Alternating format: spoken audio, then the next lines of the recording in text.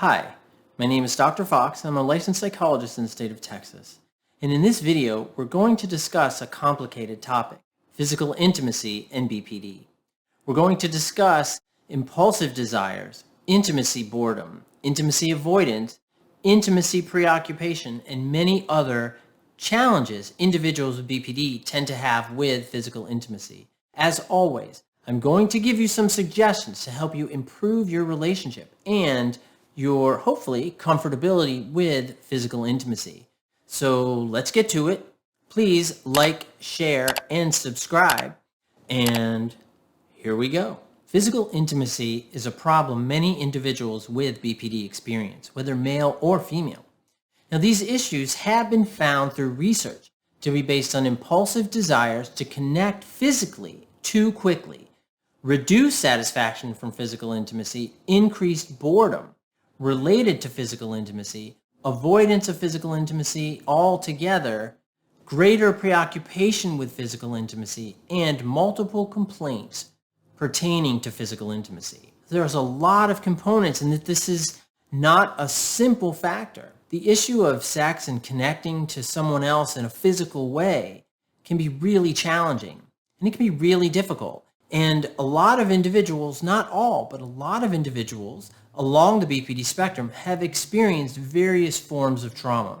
And trauma certainly impacts how we connect to others, particularly when it relates to our bodies or someone else's. Now, research illustrates that individuals with BPD report more problems with physical intimacy related to fear and anxious symptoms following an experience of physical intimacy, and general difficulties with performance pertaining to physical intimacy. Physical intimacy issues have been found more often in women, 2/3, than in men, 1/3.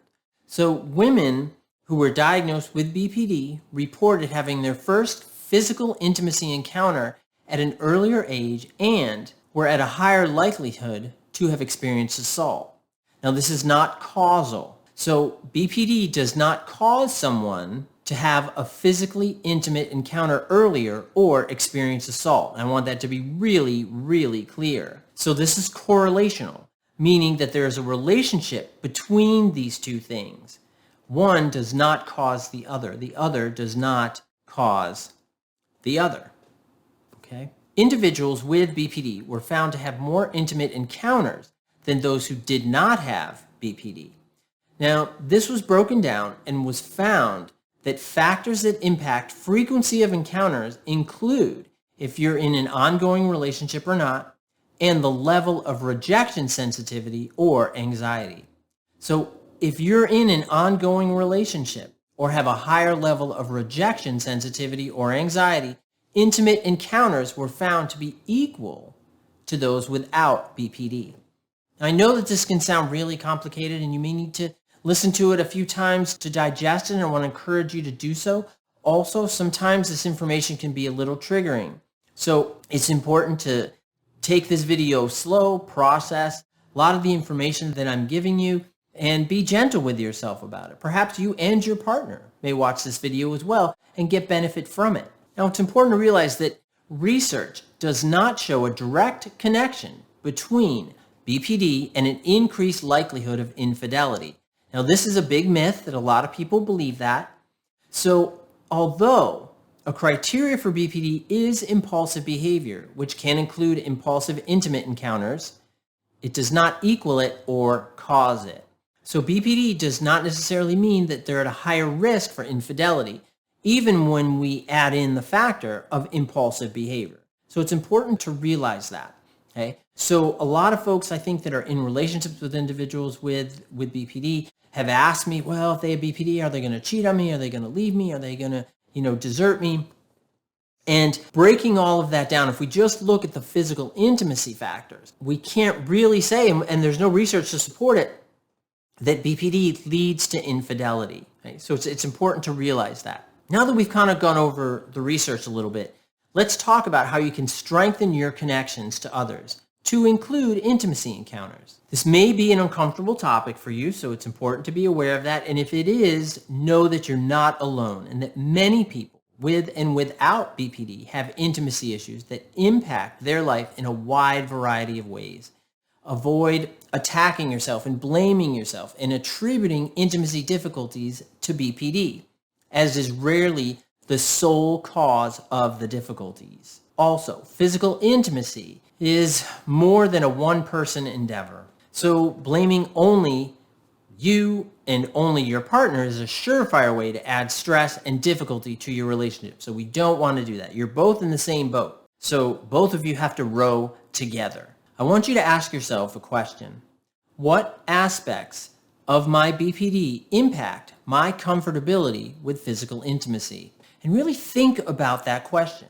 Think about what it's asking. How does your BPD relate to your comfort with physical intimacy? That means that you're going to have to look at certainly the negative aspect, the discomfort that's associated with it, but don't just look at half of it. We got to look at the other side too and look at the comfortability with physical intimacy. What is the benefit or what is the value of you having physical intimacy? What does that do for you? What does that provide for you? Or what does it take away from you as well? And it's important to look at the full picture of the question and how your BPD relates to your comfort or discomfort with physical intimacy. Also, ask yourself, are my problems due to something in my past, which could be abuse, neglect, abandonment, fears, rejection, and so on? Also, ask yourself, are my problems related to my comfortability with my body and how I see it and how others may see it as well? And that's something to consider. A lot of individuals along the BPD spectrum do have issues about their body, about if they are comfortable or they feel that they are gross or they feel like they are deformed or misfits in some ways to some physical aspects, but also those mental aspects too. And remember, BPD has that BPD lens, right, that I talk about in my workbook. And this absolutely relates to our sense of comfort with physical intimacy with another individual. So it's really important to consider these three questions and look at it from a clear and authentic perspective. Don't let your BPD add that distortion because it's going to add a layer of confusion, which can then further complicate your relationships. These are central questions and they often lead to complicated answers. It's so important to realize that you may want to discuss this with a trained mental health provider. That's a great way to do it and explore this in a safe environment. Often physical intimacy issues are indications of other issues and problems in the relationship. So what I'm going to do is in this video, I'm going to give you a few suggestions to help you. These relationship building strategies will help you and your partner increase the comfortability with physical intimacy. So here come my suggestions. All right. So you want to avoid building a case against your partner. That is focusing on what they're not doing, on what their issues are or their problems are, or how you are not satisfied physically with that individual. So we don't want to build a case against your partner. We don't want to do that.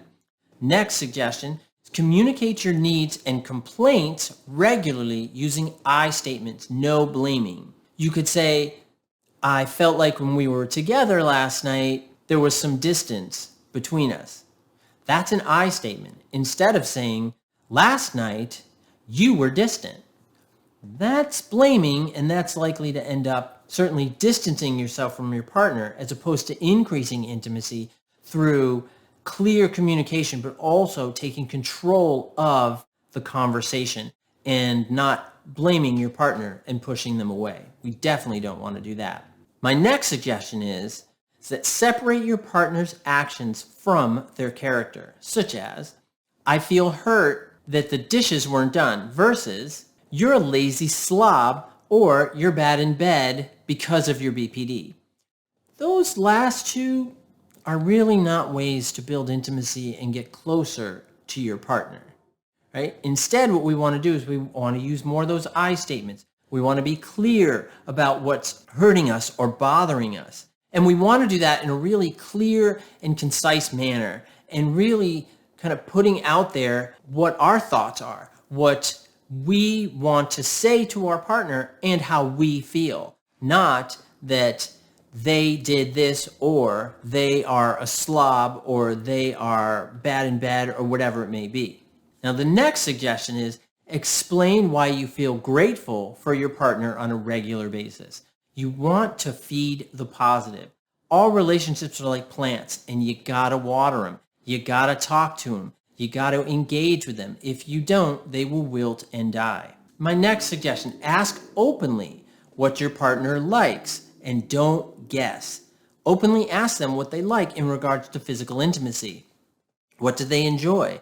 Are there components of adventure? Are they locations? Are they different acts or positions or different types of things that you can try together? And that builds intimacy. Because I think that when we're able to reveal our true interests and true aspects of ourselves to someone who we care about, that we're closer to them and they feel closer to us.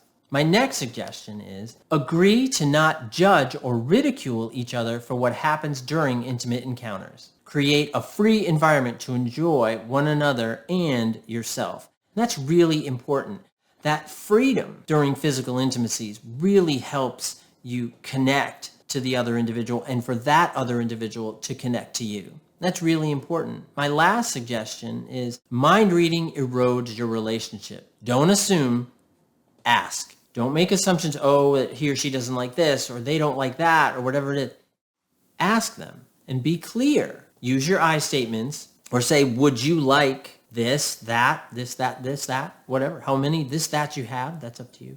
But physical intimacy can be a very wonderful and important part of any relationship. And as you become more comfortable with yourself, you become more comfortable with sharing that aspect of you with someone you love and care about. And that can really make your relationship much deeper, and you can have a deeper sense of connection and a deeper sense of trust. And I think physical intimacy and exploring some of these issues that were talked about in this video can help you do that. And I hope it does. So please like, share, subscribe, and comment, and I'll see you next time. Take care. Bye-bye.